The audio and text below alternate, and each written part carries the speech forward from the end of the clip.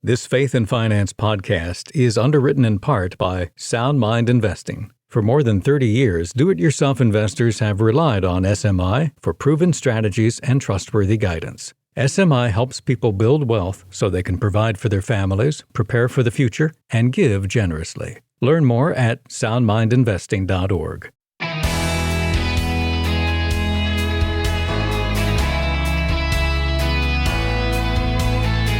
Markets rise and fall, but not all cycles tell the same story. So what do those ups and downs really mean for your investments? Hi, I'm Rob West.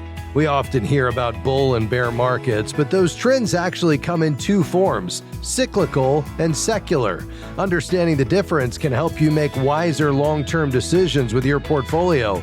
Mark Biller joins us today to unpack these market cycles and why they matter. Then it's on to your calls at 800-525-7000. This is Faith and Finance, biblical wisdom for your financial decisions.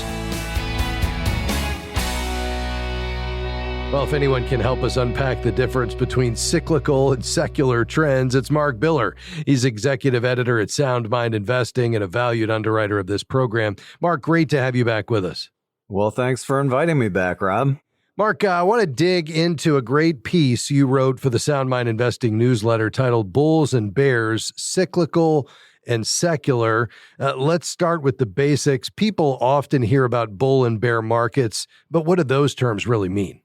Yeah, Rob. Well, cycles, of course, are part of the fabric of creation. You know, Solomon wrote in Ecclesiastes 3, "To everything there's a season and a time to every purpose under heaven."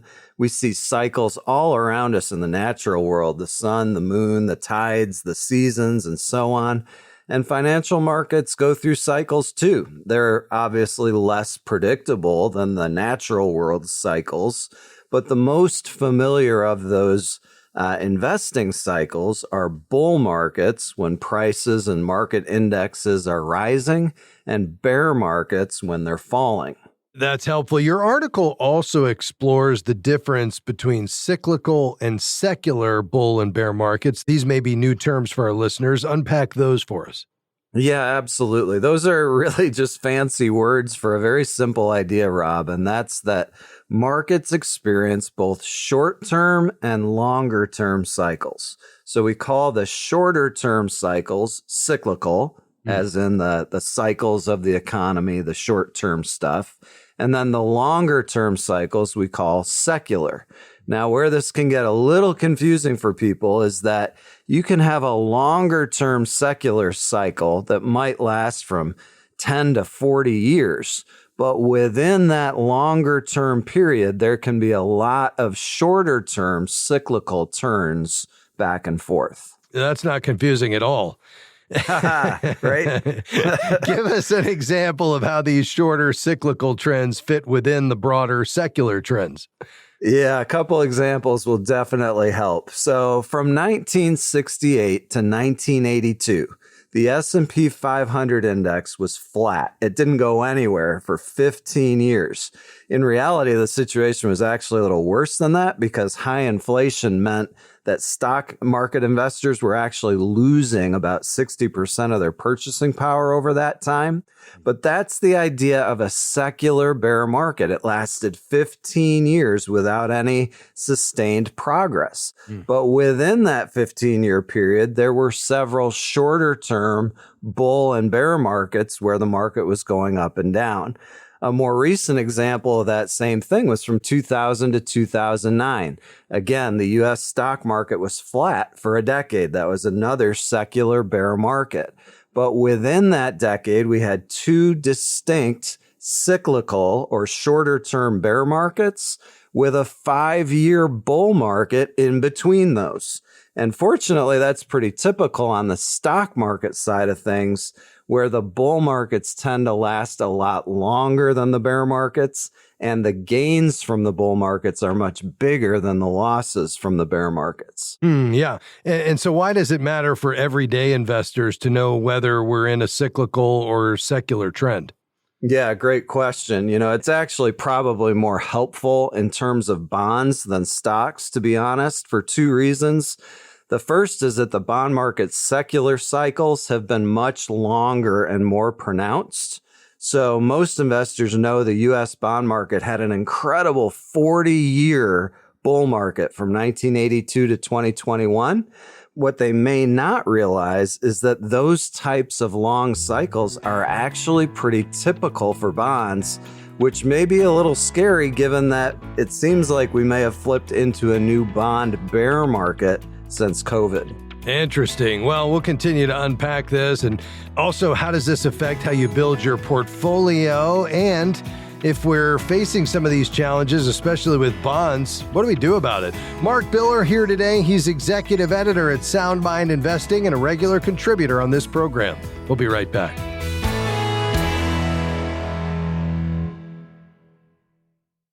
Faith and Finance is a listener-supported program, and right now I'm excited to announce that your gift to FaithFi will go twice as far.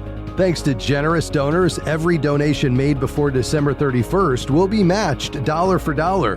That means your gift goes twice as far to help families manage God's money God's way and treasure what truly lasts. But the match ends soon, so consider joining us. Visit faithfi.com/give today. Faith and Finance is grateful for support from Sound Mind Investing. For more than 30 years, they've offered financial wisdom for living well. SMI provides step-by-step guidance for do-it-yourself investors, from those just getting started to those getting ready for retirement.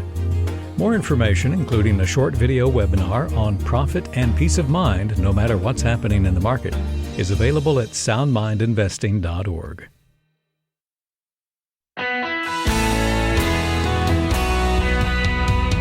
I'm so glad you're with us today on Faith and Finance. You know, we often hear about bull and bear markets, but those trends actually come in two forms, terms that Mark Biller introduced to us before the break: cyclical and secular. Mark is, of course, executive editor at Sound Mind Investing. He joins us regularly on this program. Sound Mind Investing, a longtime valued underwriter of this program. Mark, before we dive back in, just again define those terms, secular and cyclical. Yeah, so cyclical is short term. So those are the trends that change relatively quickly. You're probably talking about, a year or less, maybe a year to 3 years, that sort of thing. Secular trends are longer term trends, usually measuring those in decades, 10 to 20 to 30 years at a time. Yeah, that's helpful. And you made a statement just before the break that we may have actually flipped into a new bond bear market since COVID. Talk about that just for a moment and give us a sense of kind of how it's performed. Sure. So the main idea there, Rob, is that in the early 1980s, interest rates had reached such highs. We had 10-year treasury rates of like 15%. And persistently over the next 40 years, those rates became lower and lower and lower and lower until during the COVID year of 2020, the 10-year treasury yield actually hit 0.5%. So over the course of that 40-year secular bull market for bonds, interest rates went from 15% to 0.5%. Well, there's really only one direction you can go once you basically hit zero, and that's back up. And that's exactly what we've seen in the 5 years since. Now, most people pay a lot more attention to their stock portfolio than their bond portfolio. Yeah. But it may be surprising for listeners to hear that the main U.S. bond market index is actually negative overall for the last 5 years. Someone in bonds in that index has actually lost a little bit of money over a 5-year period. I think that kind of catches people by surprise if they aren't watching that closely. And that's why we think that we may have had a turn in interest rates and thus a change from that secular bull market in bonds to a secular bear market as rates now are starting to climb in this higher inflation environment. Yeah, interesting. So how should these ideas, Mark, that you've been sharing shape how long-term investors, and that's what we should be, build their portfolios? Yeah, well, first I want to say real clearly, Rob, we're not trying to dramatically change anybody's mind about how to build a comprehensive, personalized investing plan here. All we're doing is suggesting that the assumptions about how large a percentage of your portfolio you want to permanently allocate to bonds is at least a question worth thinking about. For the last 45 years or so, investors could put a lot of their money in bonds and never really think about it because they were getting the capital gains along with the income that those bonds were generating. But that hasn't been the case for the last 5 years. So if it really is a new secular bear market for bonds, it may be worth thinking about how we can diversify beyond just the simple stock bond portfolio that we're so used to. The last secular bear market in bonds lasted 35 years from the end of World War II until the early 1980s.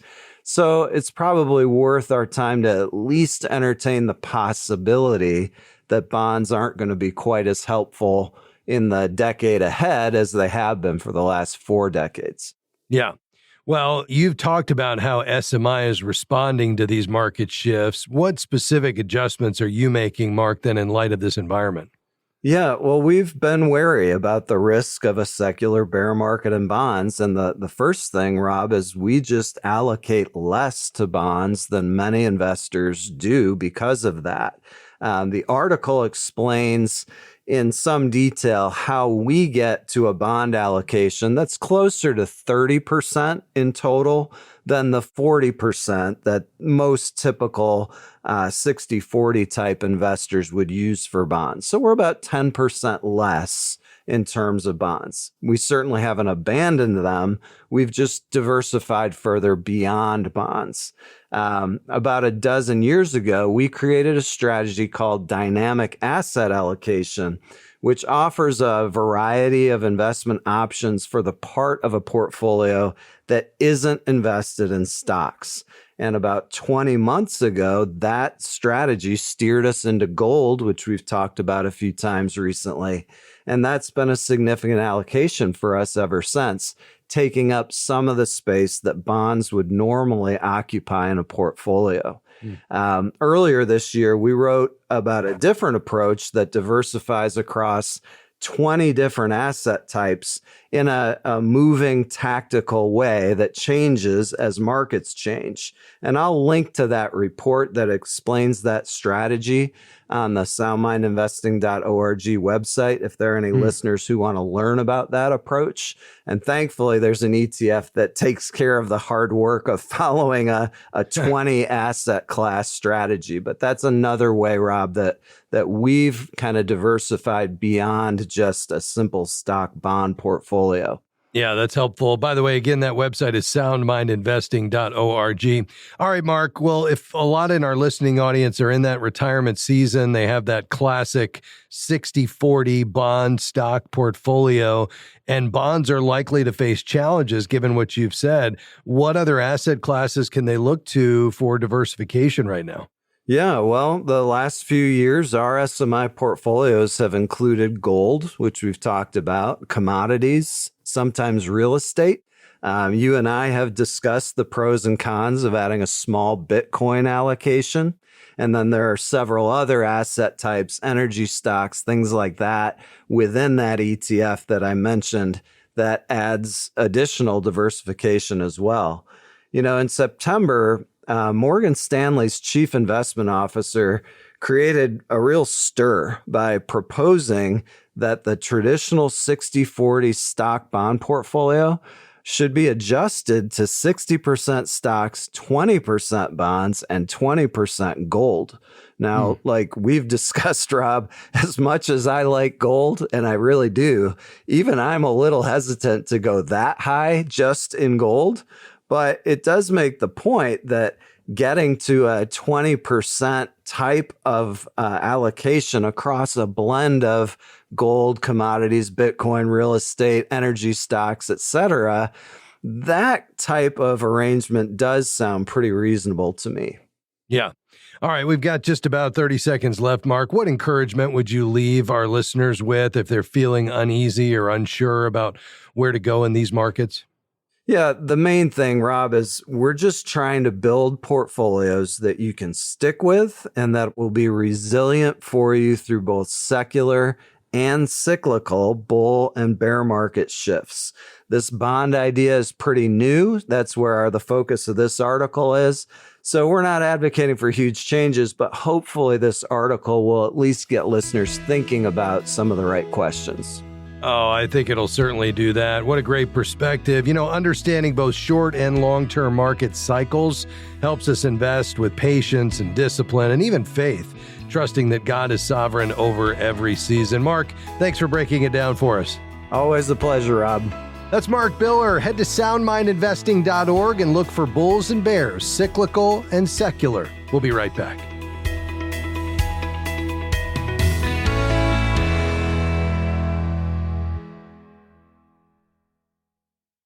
We're grateful for support from Guidestone, whose diversified suite of investment solutions align with Christian values to create positive change in the world. More information is available at guidestonefunds.com/faith. Investing involves risk, including potential loss of principal. Carefully consider the investment objectives, risks, charges, and expenses of Guidestone Funds before investing. They're distributed by Foresight Funds Distributors, LLC, which is not an advisory affiliate, a registered investment advisor, nor do they provide investment advice. Are you feeling overwhelmed by credit card debt? As followers of Christ, we are called to be good stewards of what God has given us. That's why our trusted partner, Christian Credit Counselors, is here to help. Their debt management program can help you pay off your debt 80% faster while honoring your commitments in full. Take the first step toward financial freedom today. Visit ChristianCreditCounselors.org or call 800-557-1985.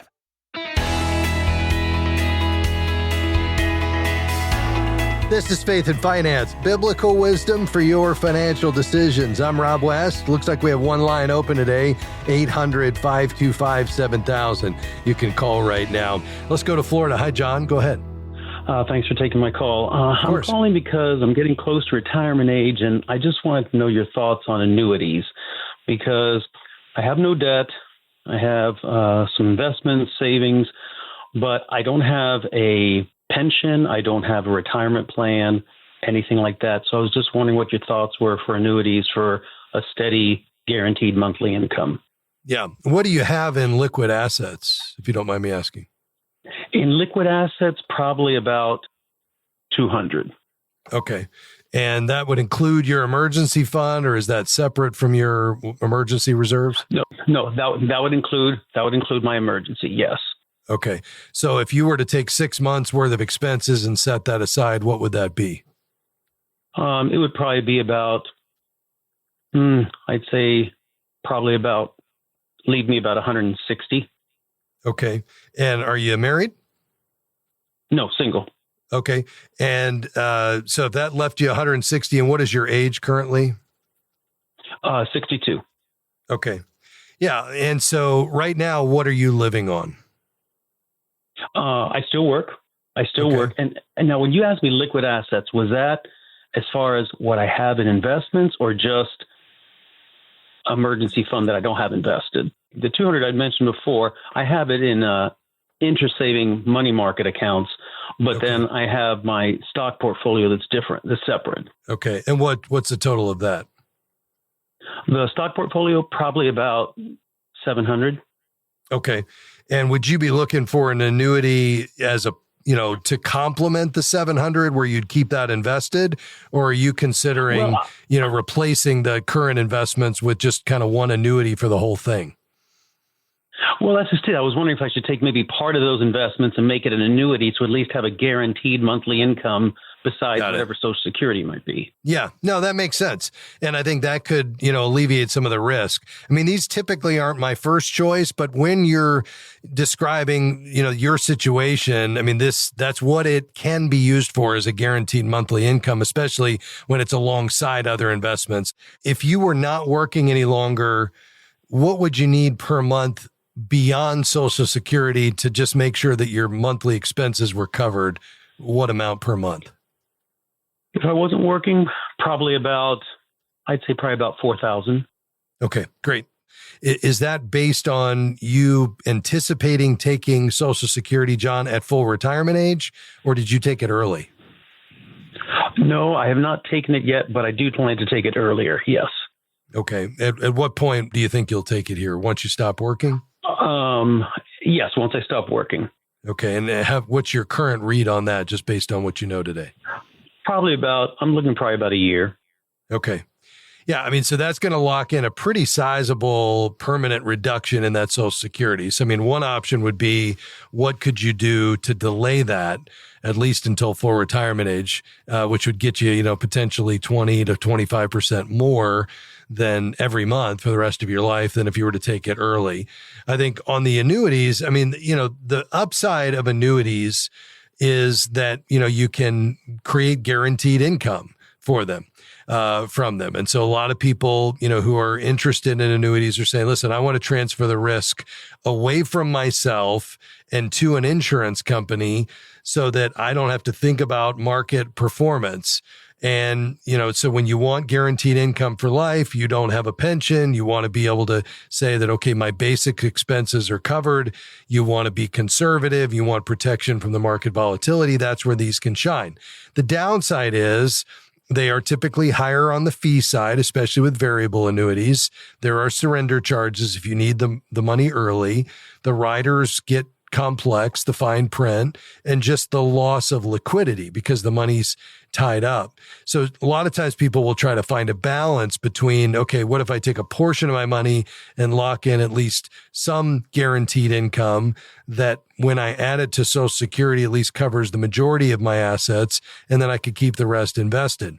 Others might say, no, wait a minute. If we set aside your emergency fund, you're at, let's say 860,000, you work for another couple of years, you might be pushing $1 million. I mean, that could easily throw off 40,000 a year with a conservative mix of investments. Yes, you have the market risk, but at least you still have full access to the roughly $1 million at any point if you need it for long-term care or whatever else comes your way, and it's not locked up with an insurance company.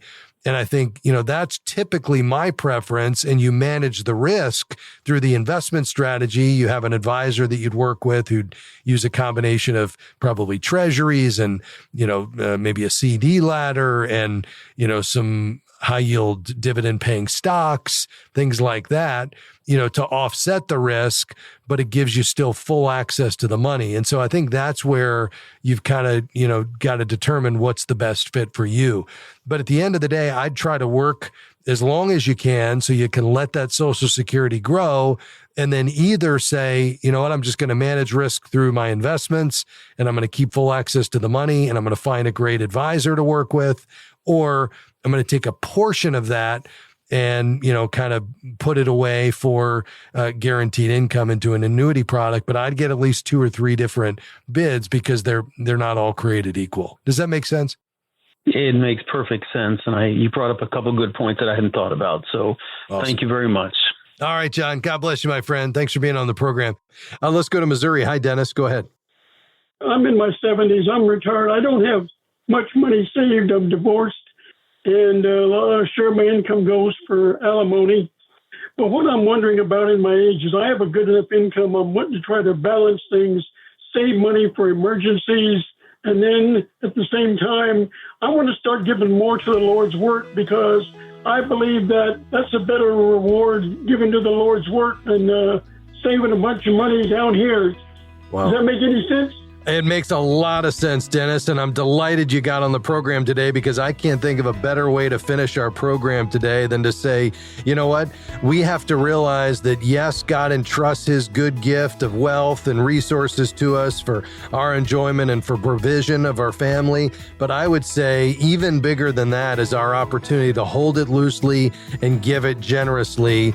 and send it on ahead and get it into circulation into God's economy, and holding on to everything God gives us and waiting to give it death, I don't believe is the right way to go. I think we should always actively be looking for ways to get what God has entrusted to us into circulation in God's economy, to bless others and to spread the gospel. And I think you're right on, my friend. So I would say yes, yes, and yes. You go for that, and let's see what the Lord does. Thanks for being on the program and for your kind remarks today. Lord bless you. Well, folks, a big thanks to my team today. We're delighted to have you along with us today, and we'll see you next time. Thanks to Devin and Taylor and Pat. God bless you. Faith and Finance is provided by FaithFi and listeners like you.